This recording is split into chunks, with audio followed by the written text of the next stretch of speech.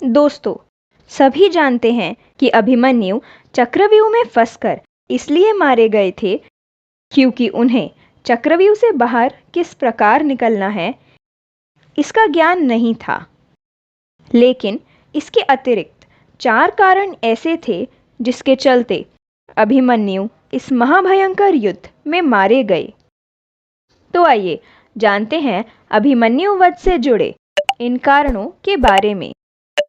पहला, श्री कृष्ण की नीति के चलते अर्जुन के पुत्र अभिमन्यु को चक्र को भेदने का आदेश दिया गया था, यह जानते हुए भी कि उसे चक्रव्यूह से बाहर निकलना नहीं आता। अभिमन्यु के चक्र में जाने के बाद उन्हें चारों ओर से घेर कर जयद्रथ सहित कौरव सेना के 7 योद्धाओं ने वीर अभिमन्यु पर आक्रमण कर उनका वध कर दिया था, जो कि युद्ध के नियम के विरुद्ध था। कहते हैं श्री कृष्ण यही चाहते थे कि जब नियम एक बार एक पक्ष तोड़ देता है तो दूसरे पक्ष को भी नियम तोड़ने का अवसर मिलता है। दूसरा कारण, अन्य योद्धा अभिमन्यु के साथ चक्रव्यूह में नहीं जा पाए। शुरुआत में यही सोचा गया कि अभिमन्यु चक्रव्यूह को तोड़ेंगे और उनके बाद अन्य योद्धा भी उनके पीछे चक्रव्यूह के अंदर घुस जाएंगे। लेकिन जैसे ही अभिमन्यु ने चक्रव्यूह में प्रवेश किया, वैसे ही चक्रव्यूह बदला और पहली कतार पहले से भी ज्यादा शक्तिशाली हो गई, जिससे पांडव सेना के अन्य योद्धा उसके अंदर नहीं जा पाए।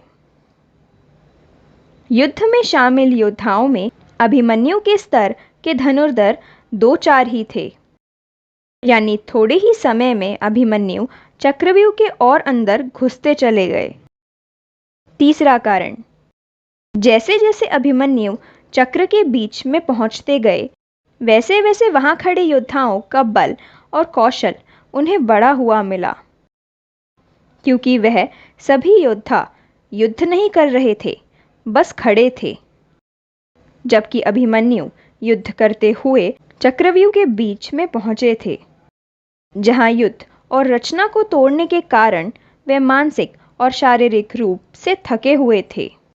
ऐसे में अभिमन्यु के पास चक्र से निकलने का ज्ञान होता तो वे बच जाते, या उनके पीछे कोई अन्य योद्धा साथ देने के लिए आता तो भी वे बच जाते। लेकिन थकान के कारण वे अपनी पूरी शक्ति से नहीं लड़ पाए। चौथा कारण, अर्जुन पुत्र अभिमन्यु चक्रव्यूह भेदने के लिए उसमें घुस गए।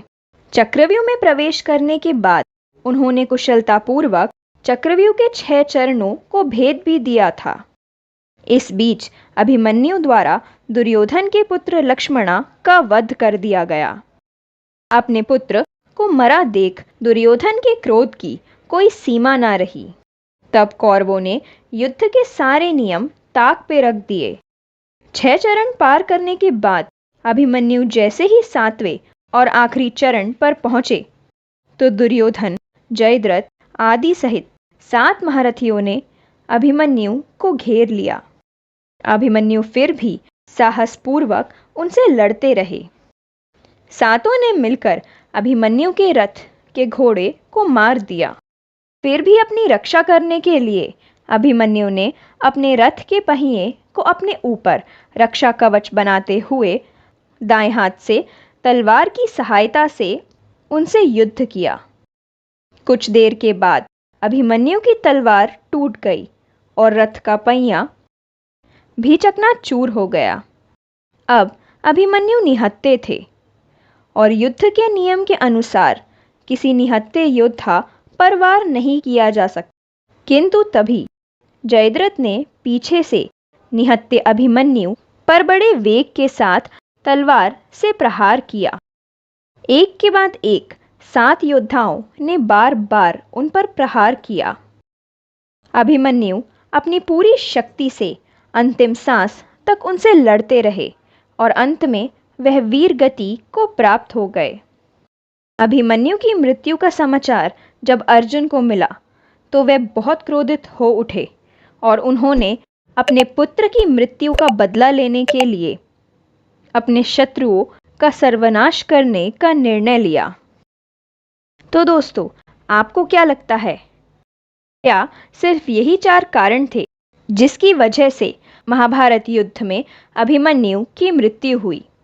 अगर आपको वीडियो अच्छी लगी हो तो वीडियो को लाइक कर शेयर करें, और अगर आप हमारे चैनल पर पहली बार आए हैं तो चैनल को सब्सक्राइब कर बेल आइकन को अवश्य प्रेस कर दें, ताकि आगे आने वाली वीडियोस के नोटिफिकेशन सबसे पहले आपको मिल सके।